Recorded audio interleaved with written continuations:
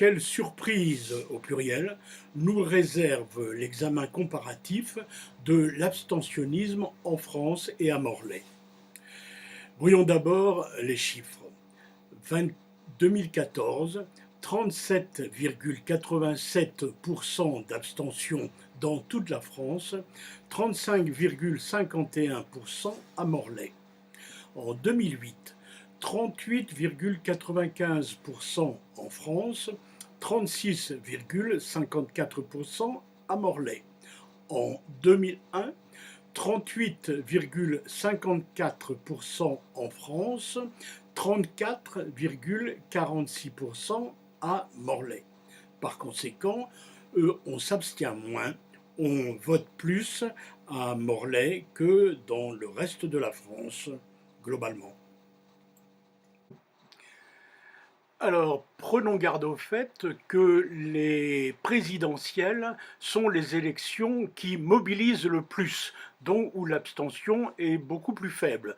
C'est-à-dire qu'en 2017, nous allons trouver des taux bien inférieurs. Cela ne veut pas dire que l'abstentionnisme recule, c'est un rappel que je fais. Comme toujours, les statistiques doivent être examinées avec précaution. Bien sûr, ce sont les résultats du deuxième tour qui sont pris en considération. C'est ici que peut-être vont commencer les surprises. Les abstentionnistes sont 35,51% et les votants sont 64,49%, donc beaucoup plus nombreux. Les abstentionnistes sont nombreux, mais tout de même beaucoup moins. Pourtant, si on y regarde à deux fois et que l'on prend non plus les pourcentages mais les chiffres absolus, les votants sont 6801 et les abstentionnistes sont 3745.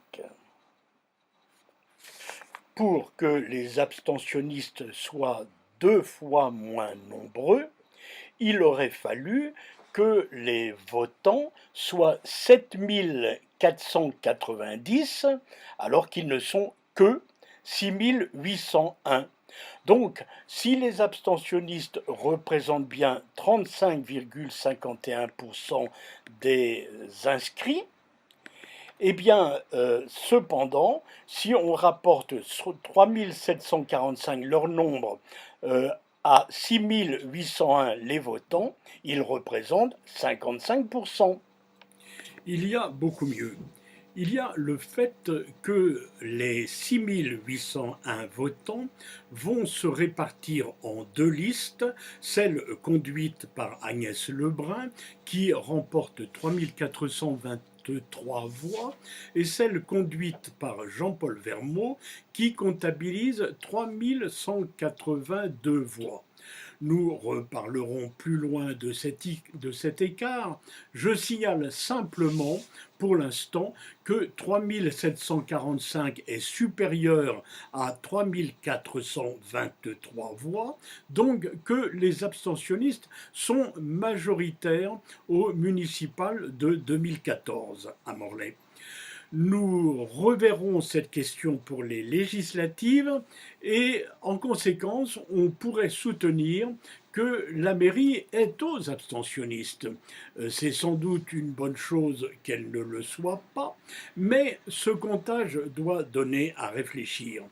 Que se passera-t-il quand les abstentionnistes deviendront majoritaires, largement majoritaires, car je rappelle que ce phénomène est évolutif et que l'évolution est en hausse constante.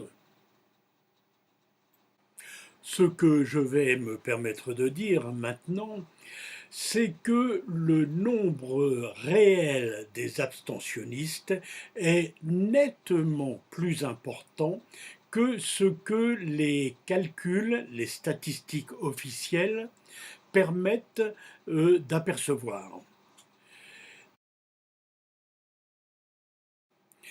Cela change beaucoup de choses au niveau de la représentativité des élus municipaux d'une façon générale et du maire en particulier. Vous voyez qu'en pourcentage, Agnès Lebrun peut prétendre représenter 51,82%, presque 52% de la population morlaisienne, tandis que Jean-Paul Vermaux ne représente qu'un peu plus de 48%. Cela fait donc une différence de près de 4 points entre les deux, et dans nos systèmes, cette grandeur suffit largement, d'habitude, à justifier la légitimité de la primauté des gagnants sur les perdants, mettons cela entre guillemets.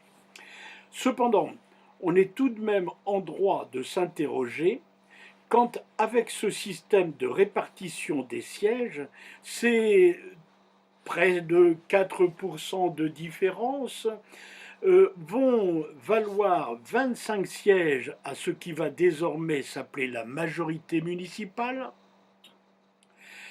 tandis que 8 sièges seulement iront à ce qui va s'appeler la minorité. En outre, si l'on rapproche les pourcentages que nous venons de voir des chiffres absolus qui les produisent, on s'aperçoit alors que les près de 4% de différence tiennent en réalité à 241 voix seulement, 241 voix sur plus de 10 000, les 241 voix que la liste d'Agnès Lebrun a remportées en plus de la liste de Jean-Paul Vermaux. En effet, 241 voix rapportées à 10 546, cela ne donne pas 4%, mais cela donne 0,02 de différence. Par conséquent, la supériorité apparente de la majorité sur la minorité est en réalité particulièrement ténue, et cela explique largement le fait que les 8 conseillers élus de l'opposition trouvent extrêmement illégitime de se faire écraser par 25 conseillers considérés comme tout ce qu'il y a de plus majoritaire sur ce point. Ils ont raison. Mais nous allons maintenant en venir à de nouvelles considérations sur la vérité ou la fausseté du chiffre de 3745 abstentionnistes, dont je dis qu'ils sont en réalité beaucoup plus, et que cela évidemment a un impact sur la représentativité des élus, qu'ils soient maires, conseillers majoritaires ou conseillers minoritaires. Mais comment se fait-il mathématiquement que le 0,02 précédemment constaté et qui mesure la différence entre les voix de Jean-Paul Vermaux et celles d'Agnès Lebrun, comment cela peut-il se transformer en 4% presque de différence? Eh bien, évidemment, ici, on entre dans le mystère des statistiques à qui l'on peut faire dire non pas n'importe quoi, mais beaucoup de choses contradictoires selon les critères que l'on retient. Il y a 2 niveaux pour expliquer cette manipulation pratique. Premièrement, le pourcentage de représentativité de 51,82% affiché par Agnès Lebrun ne se rapporte pas aux électeurs inscrits, mais au suffrage exprimé. Deuxièmement, les électeurs inscrits ne représentent pas les électeurs inscriptibles, c'est-à-dire en capacité de voter, ce qui veut dire que le nombre réel des abstentionnistes est sous-évalué, largement sous-évalué. Voyons cela de plus près. Premièrement, les inscrits sont au nombre de 10 548. Les abstentionnistes sont 3 747. Par conséquent, les suffrages exprimés vont être de 6 605, déduction faite des 196 bulletins blancs et nuls. Les 51,82% obtenus par Agnès Lebrun résultent de ce que l'on rapporte ces 3423 voix, non pas aux 10 548 inscrits, mais aux 6 605 suffrages exprimés. En réalité, Agnès Lebrun ne représente pas 51,82% des électeurs, mais 51,82% d'une partie des électeurs. Donc, si l'on veut rapporter ces 3423 voix, non plus au suffrage exprimé, mais aux électeurs inscrits, elles ne représentent plus 51,82% des électeurs, mais seulement 32,45% des suffrages.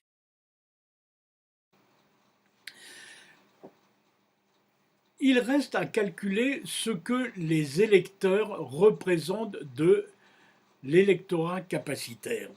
C'est ici que l'on va voir que le nombre des abstentionnistes est très sous-évalué et que par conséquent Agnès Lebrun ne représente même pas 32,45% des Morlaisiens, mais qu'elle représente encore beaucoup moins.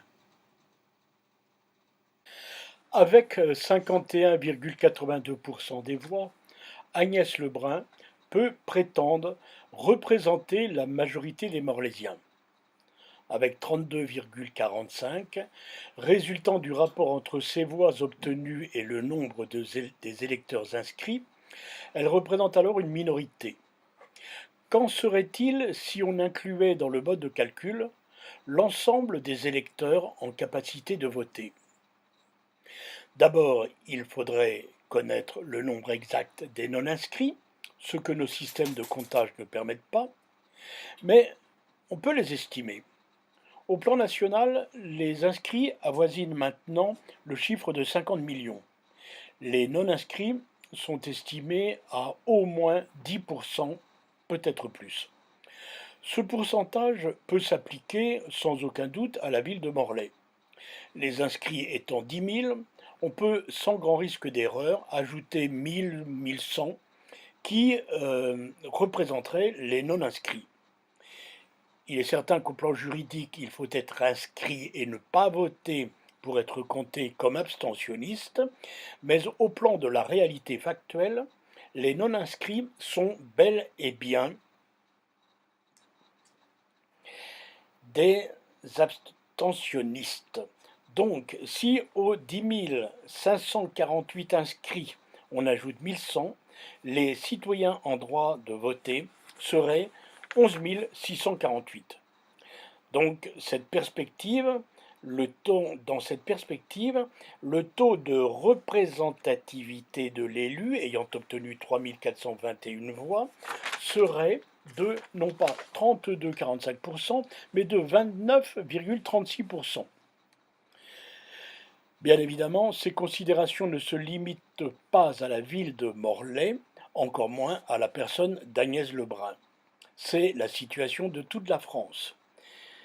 Délibérément, même quand ils parlent de l'abstentionnisme, les politologues patentés se gardent de mettre en lumière ces aspects qui projetteraient un éclairage trop cru sur ce que nous appelons la démocratie.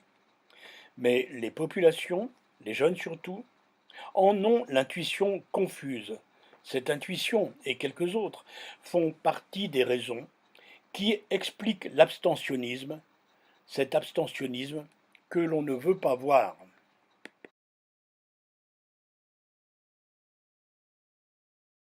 http://www.ric-philister-29.ouvaton.org